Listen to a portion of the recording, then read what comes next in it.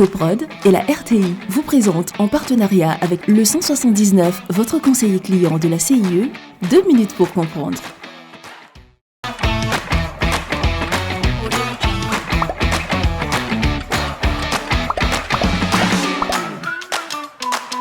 Bonjour, bienvenue dans 2 minutes pour comprendre, votre capsule quotidienne qui vous aide à comprendre comment fonctionne le monde qui nous entoure.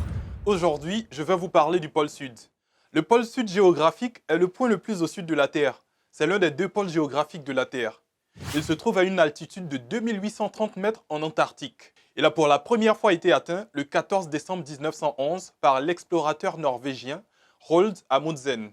Comme pour le pôle Nord dont nous avons déjà parlé, il existe 2 pôles Sud.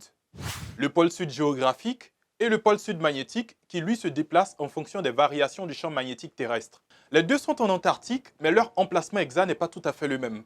Sachez que la température est plus basse au pôle Sud qu'au pôle Nord et que les manchots se trouvent au pôle Sud alors que les pingouins sont au pôle Nord.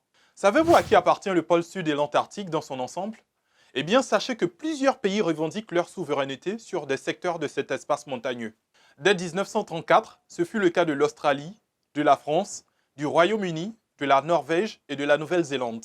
En 1948 et 1949, les rejoignirent les États-Unis, l'Argentine, le Chili et l'URSS, puis l'Afrique du Sud, le Japon et la Belgique. Grâce à un traité sur l'Antarctique de 1959, ces pays décidèrent d'unir leurs efforts pour l'exploration scientifique de cette partie du monde et y ont installé près de 70 stations expérimentales.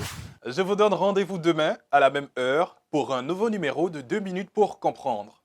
Soprod et la RTI, en partenariat avec le 179, votre conseiller clientèle de la CIE, vous ont présenté 2 minutes pour comprendre.